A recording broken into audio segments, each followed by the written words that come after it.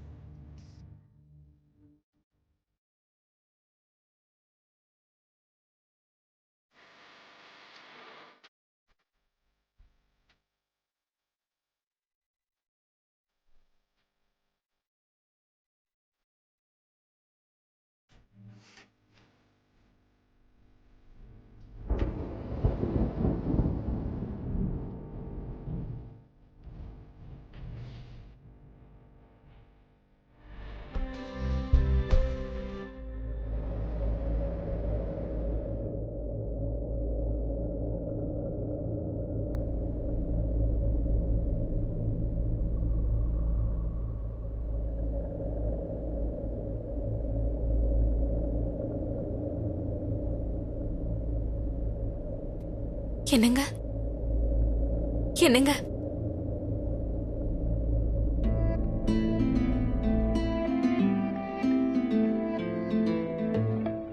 இது கனவில்ல, நிஜமாவே நான் தான் வந்திருக்கேன்.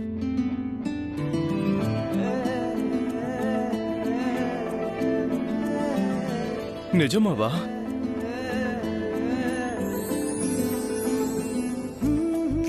உங்களுக்காக நான் டிஃபன் கொண்டு வந்திருக்கேன்.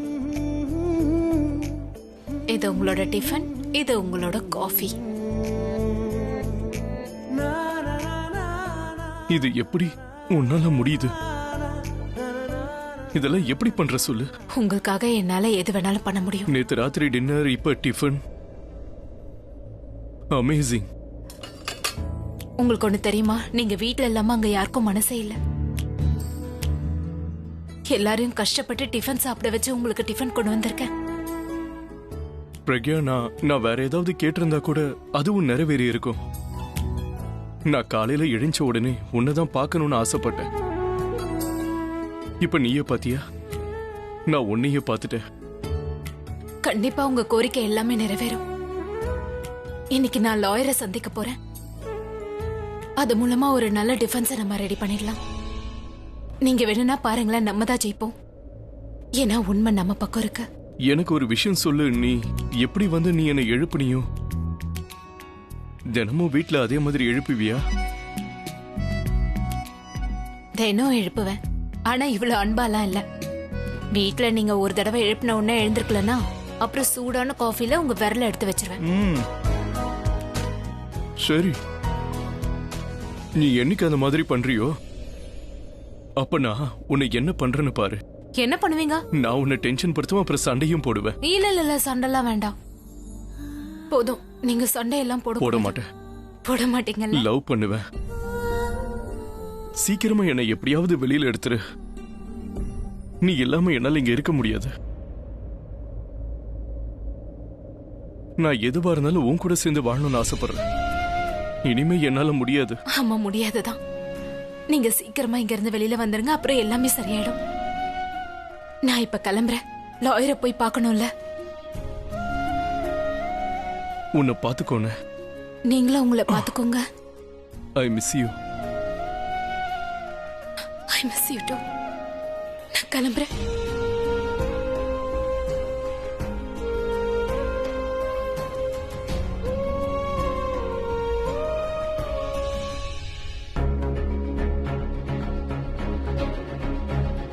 மேம், உங்களுக்கு ஏதாவது வேணுமா? Tea, coffee? இல்ல வேணாம். மிஸ்டர் வர்மா வந்துட்டாரா? அவர் இப்ப வந்துருவார். கேஸ் ஃபைல் எடுத்துட்டு வா. அப்புறம் டிரைவர் கிட்ட சொல்லு, நான் 1 ஹவர்ல இருந்து கிளம்பணும். முக்கியமான ஹியரிங் இருக்கு. Sure sir.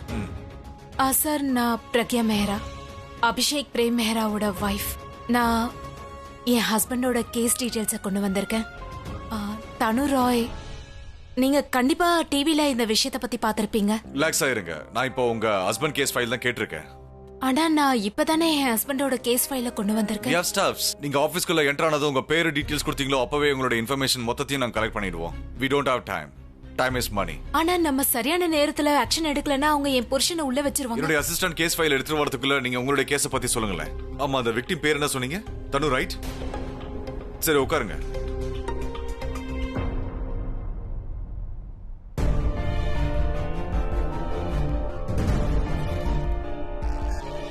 மரியாதை கம்ப்ளைண்ட வாபஸ் வாங்கிடு. அதுக்கப்புறம் எதுக்கு முன்னாடி ஓன் பண்ணனு சொல்லாத. கையெடுங்க, என் தங்கச்சிக்கு வலிக்குது. மேம், இன்டர்வியூக்கு முன்னாடி டச் அப்லாம் பண்ணிக்கலாமா? அதை என்கிட்ட கொடுங்க.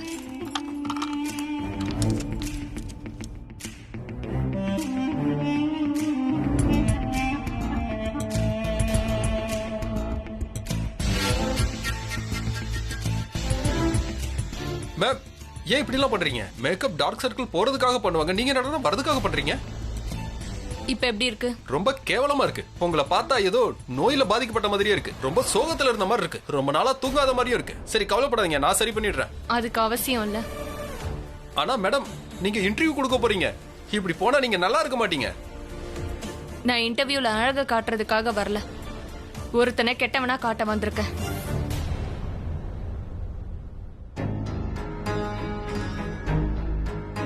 வாங்க Tanu madam, please have your seat. Thank you very much.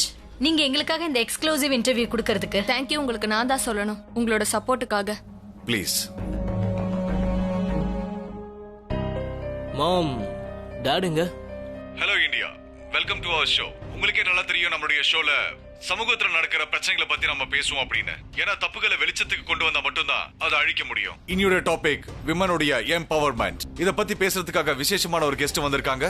அவங்க யாரும் நம்ம தெரிஞ்சுக்கலாம். மிஸ் தனு மேத்தா.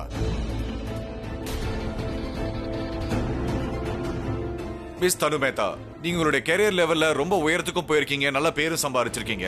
உங்களுக்கு தனி மரியாதை இருக்கு, கௌரவம் இருக்கு. ஆனா அந்த மரியாதைக்கு ஒரு களங்கம் ஏற்படும் போது உங்களுக்கு எப்படி இருக்கு? ஐ மீன், ப்ளீஸ் எங்க வியூவர்ஸ்க்கு சொல்லுங்க, உங்களுக்கு எதிராக என்ன குற்றங்கள் நடக்குது அப்படின்னு நீங்க அதை எப்படி உணர்றீங்கன்னு. எனக்கு நடந்த கொடுமை என்னோட எதிரி கூட நடக்க கூடாதுன்னு தான் நான் ஆசைப்படுறேன். அப்படியே செத்துடலாம் போலதான் எனக்கு இருக்கு.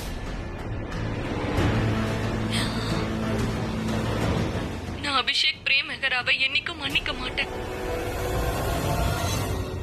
ஹர்ஷத், நீங்க அந்த இடத்துல இருந்தீங்க இல்லையா? எல்லாத்தையும் ரெக்கார்ட் பண்ணி எல்லாத்தையும் பாத்தீங்க இல்லையா? மொத்த ஃபேமிலியும் சேர்ந்துட்டு நான் எப்படி போய் சொன்னேன்னு சொன்னாங்க பாத்தீங்களா? என்ன ரேப் பண்ணது மட்டும் இல்லாம என் கேரக்டரையும் அசிங்கப்படுத்திட்டாங்க. என் பெயினை புரிஞ்சுக்கிறதுக்கு பதிலா என்ன அசிங்கப்படுத்திட்டாங்க. நீங்களே பாத்தீங்கல்ல, பிரக்யா என்கிட்ட எந்த மாதிரி வயலண்டா நடந்துக்கிட்டான்னு. ஆண் அதிகாரம் இருக்கிற உலகத்துல என்னால எப்படி வாழ முடியும்? இவ இப்படி எல்லாம் உளறிட்டு இருக்கா? she is lying, மா. அவ போய் சொல்லிட்டு இருக்கா. நான் எல்லா நேரமும் பயந்துட்டே தான் இருக்கேன். ராத்திரி என்னால தூங்க முடியல. உங்களுக்கு என்னோட டார்க் சர்க்கிள்ஸ் தெரியுதுல்ல?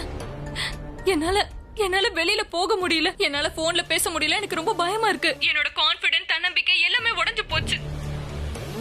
அந்த அபிஷேக் பிரேம் மெஹரா மட்டும் இல்ல, அவரோட மொத்த ஃபேமிலியும் என்கிட்ட தப்பா நடந்துக்கிட்டாங்க, மோசமா நடந்துக்கிட்டாங்க. என்ன பழிவாங்க பாக்குறாங்க. ஏன் கம்ப்ளைண்ட் கொடுத்தேன்னு என்கிட்ட கேக்குறாங்க.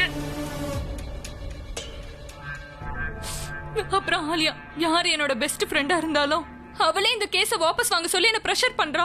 இங்க பாருங்க தனு மேடம், நீங்க பயப்பட வேண்டிய அவசியமே இல்ல. எங்க சேனல் உங்க கூட துணையா இருக்கும். ஆனா இப்போ உங்களை பிரஷர் பண்ணதா சொல்றீங்க இல்லையா? Did you mean that ஆலியாவும் பிரக்யாவும் உங்களை பிரஷர் பண்றாங்க அப்படின்னு சொல்ல வரீங்களா? நான் சொன்னது மொத்த ஃபேமிலியும், அபிஷேக் பிரேம் மெஹராவோட பொண்ணும் பிராச்சியும் இதுல சம்பந்தப்பட்டிருக்கா. அவளும் என்ன மிரட்டினா, ஒருவேளை நான் இந்த கேஸ வாபஸ் வாங்கலனா அவங்க அம்மா பிரக்யா என்ன விட மாட்டாங்கன்னு சொன்னா. ஏன் இப்படி எல்லாம் உளறிட்டு இருக்கா? எனக்கு வர கோபத்துக்கு இவள. மம்மி, பிராச்சி இப்படி எல்லாம் பண்ண மாட்டா. I know mummy. அப்புறம் அபிஷேக் பிரேம் மெஹராவோட இன்னொரு பொண்ணு ரியா, என் மேல அவ உயிரே வச்சிருந்தா. பிரக்யா அவளையும் எனக்கு எதிரா திருப்பிட்டா. ஆனா நான் இப்போ ஒரு தீர்மானம் முடிவு பண்ணிட்டேன். நான் அவ கூட சண்டை போடுவேன், பொய்க்கு எதிரா போராடுவேன், மெஹரா ஃபேமிலிக்கு எதிரா போராடுவேன். நான் பழி வாங்குறதுக்காக போராட மாட்டேன். எதுக்காக போராடுவேனா? ஏன்னா எந்த ஒரு பொண்ணுக்கும் என்ன மாதிரி ஒரு நிலைமை வரக்கூடாது. நான் பெண்களுக்கு ஒரு முன் உதாரணமா இருக்கணும்னு விரும்புறேன். அவங்க தனியால் இல்ல, பலவீனமானவங்க இல்ல, அவங்களுக்கு ஒரு இன்ஸ்பிரேஷனா இருக்கணும்னு விரும்புறேன். நான் மாத்த விரும்புறேன் இந்த சொசைட்டியா, அவங்களோட எண்ணத்தை. ஏன்னா அப்பதான் எந்த ஒரு ஆணும் எந்த ஒரு பொண்ணோட ஃபீலிங்ஸ்லயும் விளையாட மாட்டாங்க, அவங்களோட வாழ்க்கையை நாசமாக்க மாட்டாங்க. இததான் நான் சொல்லிக்க ஆசைப்பட்டேன். உங்க எல்லாரோட சப்போர்ட்ல தான் நான் இதை ஜெயிக்கவே முடியும். தேங்க்யூ. நல்லா பொய் சொல்றா, வளர்றா இவ. பிராச்சியும் ரியாவும் நான் ரியா கூட இப்படி பண்ணுவான்னு ஒத்துப்பா, ஆனா பிராச்சி இப்படி பண்ணிருக்கவே மாட்டா. பிராச்சி ரிக்வெஸ்ட் பண்ணிருப்பா, ஆனா மிரட்டிருக்கலாம் மாட்டா. பொய்யான சிம்பத்தி கிடைக்கணும்ன்றதுக்காக இப்படி எல்லாம் பண்ணிட்டு இருக்கா, வேற ஒண்ணுமே கிடையாது. சரி சரி, நீ எதுக்கு இவ்ளோ பதட்டப்படுற? என்னால சும்மா உட்கார்ந்துகிட்டு கைய கட்டிட்டு என்னால அவ பேசுறதெல்லாம் கேட்க முடியலமா. நான் போறேன். நீ எங்க போற? நான் இவளை எக்ஸ்போஸ் பண்றதுக்காக போறேன். நான் இவளை என் வழியில கண்காணிக்க போறேன். உங்களுக்கு தெரியுமா மம்மி, ஒருத்தன் உண்மையை சொல்றான்னு வைங்க, ரொம்ப ஈஸியா சொல்லுவான். ஆனா பொய் சொல்றாங்கன்னு வைங்களேன், அவன் பொய்ய மாத்தி மாத்தி சொல்லுவான். அதனாலதான் இவளோட பொய்ய நான் பிடிக்க போறேன். அவளோட அந்த ஒரு பொய், அதான் அவளை காப்பாத்திக்க சொல்லுவா இல்லையா, அந்த பொய்ய நான் பிடிக்க போறேன் என்னோட ஸ்டைல்ல. இவ பாதிக்கப்பட்ட மாதிரி நடிக்கிறாள், இவளோட பொய்ய நான் வெளியே கொண்டு வர போறேன். Just wait and watch.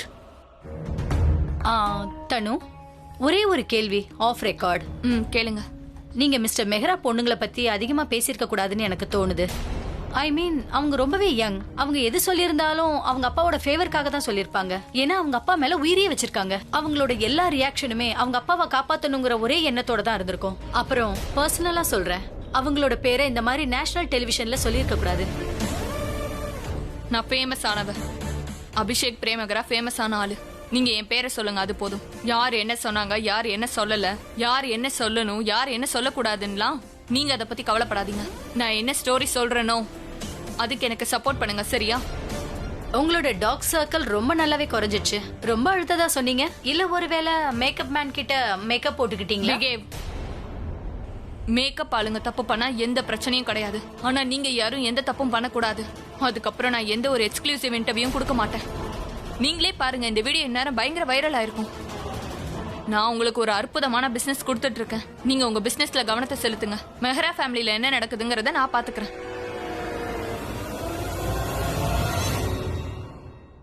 Sorry, நான் டிவி பாக்குறது இல்ல. ஆனா இந்த கேஸ பத்தி என் வைஃப் எல்லா விஷயத்தையும் என்கிட்ட சொல்லிட்டாங்க. அது மட்டும் இல்லாம இது வரைக்கும் நான் உங்களை பார்க்காததுனால நீங்க தான் அபிஷேக் பிரேமகராவுடைய வைஃப்னு எனக்கு தெரியாம போயிடுச்சு. எனிவேஸ், டிவி பாக்குற பழக்கம் தான் இல்ல, ஆனா நியூஸ் பேப்பர் படிக்கிற பழக்கம் இருக்கு. ஒண்ணு இல்ல, நான் எல்லா பேப்பரையுமே படிச்சிருவேன். உங்க ஹஸ்பண்ட் பத்தின நியூஸ் தான் எல்லா பேப்பர்லயுமே வருது. பிரஸ் அவரை ரேபிஸ்ட் ஆக்கிட்டாங்க, ஜனங்க அவரை ராக் ஸ்டார்ல இருந்து மான்ஸ்டர் ஆக்கிட்டாங்க. இதெல்லாம் பொய் சார். அவ என் ஹஸ்பண்ட் மேல பொய்யான பழிய சுமத்த முயற்சி பண்றா, அவரை அசிங்கப்படுத்துறா. Wow, so many likes. என்னோட இன்டர்வியூ வைரல் ஆயிடுச்சு. நான் நினைச்சதை விட எனக்கு அதிகமான சிம்பத்தி கிடைச்சிட்டு இருக்கு. இதே மாதிரி எனக்கு மொத்த உலகத்தோட சப்போர்ட்டும் கிடைச்சிட்டு இருந்தா போதும். மொத்த உலகமும் ஏன் பக்கம் நிப்பாங்க. அப்புறம் மெஹ்ரா ஃபேமிலி தனி ஆளா நிப்பாங்க. ஏன்னா நான் ஒரு பொண்ணாச்சே. அப்புறம் பாதிக்கப்பட்டவளும் கூட. வெல்டன் தனு. ஒரு பொண்ணு அழுதா மக்கள் ஏன்பா இப்படி நம்புறாங்க? அவங்க பொய்யா இருந்தாலும் சப்போர்ட் பண்றாங்க, சிம்பத்தி காட்டுறாங்க. ஆனா எப்ப பாதிக்கப்பட்ட பொண்ணு பாதிக்கப்பட்ட மாதிரி நடிச்சு மக்களோட சப்போர்ட்டை வாங்கியிருக்கான்ற உண்மை தெரிய வந்துச்சுன்னா மக்கள் அவங்கள வெறுப்பாங்க. உனக்கு இப்படிதான் நடக்க போகுது தனு. உன்னோட உண்மையான முகத்தை மக்களுக்கு வெட்ட வெளிச்சமா காட்ட போறதுன்னா அதை நிரூபிக்கிறதுக்காகவே உன்னோட நிழல் மாதிரி நீ எங்கெல்லாம் போறியோ நான் அங்கெல்லாம் வருவேன். அண்ணா,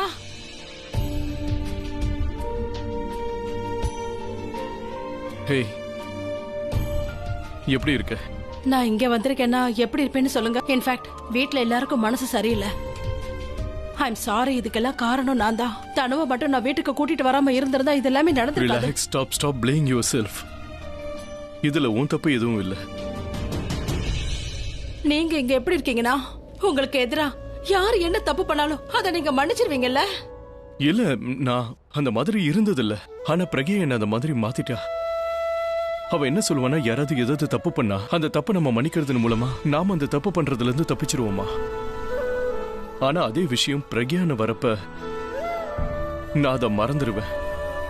பிரக்யாக்கு எதிரா யார் எந்த தப்பு பண்ணாலும் சரி, அவங்களை என்னால விட முடியாது. எதை பத்தியும் கவலைப்பட மாட்டேன். அவங்க என் உறவுக்காரங்களா இருந்தாலும் கவலைப்பட மாட்டேன். அவங்க பண்ண தப்பையும் நான் மறக்க மாட்டேன். இங்க பாரு பிரக்யா, அவளதான் இன்னைக்கு நான் இங்க இருக்கேன்னு நினைச்சேன்னா தயவு செஞ்சு உன் மனசுல இருந்து அந்த எண்ணத்தை எடுத்துரு. என்னாச்சு? நான் இங்க பிரக்யாவில தான் இங்க இருக்க நினைச்சுக்கிட்டு இருக்கியா? அண்ணா, நான் தனுவை சந்திக்க போயிருந்த அவ என்ன சொன்னானா, பிரக்யாவை வீட்டுக்கு கூட்டிட்டு வரலன்னா நீங்க இந்த இடத்துல இருந்திருக்க மாட்டேங்கன்னு சொன்னா. நான் ஒண்ணு தனுக்காக பிறந்தவன் இல்ல, நான் வாழ்றதே பிரக்யாக்காக தான். இங்க பாரு பிரக்யா என்கிட்ட எதுவும் சொல்ல, தயவு செஞ்சு நீயாவது என்னன்னு சொல்லு. பிரக்யாக்கு எதிராக எந்த தப்பு பண்ணலையே. இப்ப நடந்த எல்லாத்துக்கும் நீ மட்டும் தான் காரணம். நீ எப்பெல்லாம் வீட்டுக்கு வரையோ அப்ப ப்ராப்ளத்தை மட்டும் தான் கொண்டு வர. அண்ணன் இங்க இல்லாதப்ப உனக்கு இங்க என்ன வேலை? வெளியில போ முதல்ல.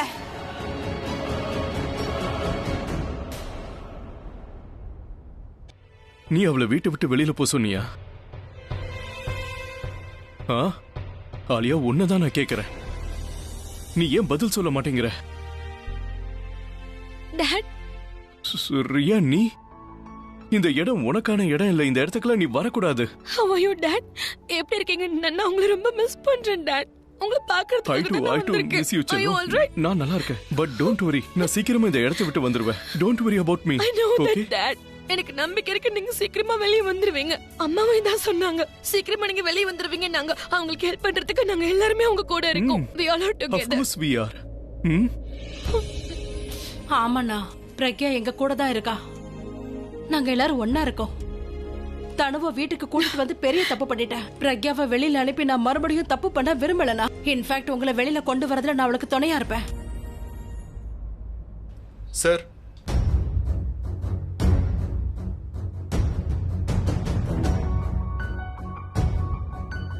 சார் இதை கொஞ்சம் பாருங்க. இப்பதான் லைவ்ல வந்தது. ஓகே. நான் அபிஷேக் பிரேமகராவை இன்னைக்கும் மன்னிக்க மாட்டேன். ஹர்ஷத், நீங்க அங்க இருந்தீங்க இல்லையா? எல்லாத்தையும் ரெக்கார்ட் பண்ணி எல்லாத்தையும் பாத்தீங்க இல்லையா? எல்லாரும் சேர்ந்துக்கிட்டு என்ன எப்படி பொய்ன்னு சொன்னாங்க இல்லையா? அவங்க எல்லாருமே நான் தான் பொய் சொல்றேன்னு சொல்றாங்க. அபிஷேக் என்ன ரேப் பண்ணது மட்டும் இல்லாம நான் பொய் சொல்றேன்னு சொல்றாரு. பிரக்யா என்கிட்ட எவ்வளவு வயலண்டா நடந்துக்கிட்டான். தனுவுடைய இன்டர்வியூ. அவ பொய் சொல்றா, டிராமா பண்றா. இது இந்தியா பிரக்யா மேடம். இங்க சினிமாவில் நடிச்சாலே மக்கள் அது உண்மை நம்பிடுவாங்க. இது ரியல் லைஃப் கிரைம் இல்லையா? அப்புறம் அது மட்டும் இல்லாம தனுக்கு பப்ளிக் கிட்ட இருந்து எவ்வளவு சப்போர்ட் கிடைக்குது நீங்களே பாக்குறீங்களா? இப்படிதான் நடக்கும். இங்க பாருங்க, இதான் ரியாலிட்டி. தனு உண்மை சொல்றாளோ பொய் சொல்றாளோ, ஆனா ட்ரையல் கண்டிப்பா நடக்கும். அது சீக்கிரமாவே நடக்கும். ஒருவேளை இந்த கேஸ் ஃபாஸ்ட் ட்ராக்கா கோர்ட்டுக்கு போச்சுன்னு வைங்க, அதுக்கப்புறம் உங்களுக்கு டிஃபென்ஸ் ரெடி பண்ண கூட உங்களுக்கு டைம் இருக்காது. ஆனா நீங்க டிஃபென்ஸ் பண்ணுவீங்கல்ல? இப்பதானே நீங்க சொன்னீங்க டைம் இஸ் மணின்னு. உங்ககிட்ட தான் ஸ்டாஃப்ஸ் இருக்காங்களே, அவங்கள அனுப்பி நீங்க சீக்கிரமா கலெக்ட் பண்ணிடலாம்ல. சாரி, ஐ அம் பிஸி. பிஸினா என்ன அர்த்தம்? நான் உங்களை வேற ஏதோ பண்ண சொல்லலங்க. உங்களோட ப்ரொஃபஷன் ஏதோ அதுதான் பண்ண சொல்றேன். மேடம், உங்ககிட்ட நான் நேரடியாவே சொல்லிடுறேன். இந்த கேஸை எடுத்து நான் என்னுடைய ஃபர்ம் அசிங்கப்படுத்திக்க விரும்பல. ஜட்ஜ் அவருடைய ஃபர்ஸ்ட் ஹியரிங்லயே அதுக்கான முடிவை சொல்லிடுவாரு. ஆனா தயவு செஞ்சு நீங்க முயற்சியாவது பண்ணலாம்ல. இந்த கேஸோட டீடைல்ஸ் படிச்சு பாருங்க. நான் நீங்க கேக்குற ஃபீஸ் கொடுக்க தயாரா இருக்கேன். இங்க பாருங்க, எல்லா கேஸையுமே நாங்க ஃபீஸ்க்காக எடுத்துக்கிறது இல்ல. இது ஹை ப்ரொஃபைல் கேஸ். ஒருவேளை நான் தோத்து போயிடுன்னு வைங்க, என்னுடைய ரெப்புடேஷன் எனக்கு கெட்டு போயிடும். அதுக்கப்புறம் யாருமே என்கிட்ட பெரிய கேஸை கொடுக்கவே மாட்டாங்க. இது ஓபன் அண்ட் ஷட் கேஸ். அது மட்டும் இல்லாம தனுக்கு பப்ளிக்கோட மொத்த சப்போர்ட்டும் இருக்கு. இப்படிதான் நடக்கும். ரேப் கேஸை பொறுத்த வரைக்கும் விக்டிமோட ஃபேவரா தான் எல்லாமே நடக்கும். I am sorry, I can't take this case. அவ விக்டிமா இருந்தா நானே அவளுக்கு நியாயம் வாங்கி கொடுத்திருப்பேன். அவ விக்டிமா இருந்தா அவளுக்கு நியாயம் கிடைக்கிறதுக்கு உரிமை இருக்கு. ஆனா அவ விக்டிம் கிடையாது. இங்க விக்டிம் யாருன்னா நானும் என் குடும்பமும் என் ஹஸ்பண்டும் தான். அவர் பேரை கெடுத்துட்டா, அவரை ஹராஸ் பண்றா, அவரை அசிங்கப்படுத்திட்டா. எனக்கு ஒரு விஷயம் புரியல. எதை வச்சு நீங்க உங்களை லாயர்னு சொல்லிக்கிறீங்க? கேஸ வாதாடாமலே தோல்வியை ஒத்துக்கிறீங்க. ஆக்சுவலி நீங்க முதல்லயே இந்த கேஸ பார்க்க மாட்டேன்னு சொல்லி நல்லது பண்ணிட்டீங்க. ஒருவேளை கோர்ட்ல வாதாடும் போது தனுக்கு சிம்பத்தி கிடைக்குது, அதனால அவதான் ஜெயிப்பான்னு நினைச்சு அப்ப வாபஸ் வாங்காம இருந்தீங்களே. நீங்களாம் எப்படிதான் உங்களை லாயர்னு சொல்லிக்கிறீங்களோ தெரியல. இங்க பாருங்க, நீங்க லிமிட் இல்லாம பேசுறீங்க. நான் உங்ககிட்ட ரெஸ்பெக்டா பேசிட்டு இருக்கேன். நானும் உங்களை ரெஸ்பெக்ட் கொடுத்து தான் சார் பேசிட்டு இருந்தேன். ஆனா அந்த ரெஸ்பெக்ட யார் டிசர்வ் பண்றாங்களோ அவங்களுக்கு தான் அது கிடைக்கும். உங்கள மாதிரி லாயர்க்குலாம் அது கிடைக்காது. ஏன்னா நீங்க வாயை மூடிட்டு இருக்கீங்க. குற்றத்துக்கு எதிராக போராட மாட்டீங்க. பாருங்க, உங்களால ஜெயிக்க முடியாது. கத்துறதுனால எதுவும் ஆயிட போறது இல்ல. சத்தம் போட்டு சொன்னாதான் உண்மை கூட மத்தவங்களுக்கு புரியுது.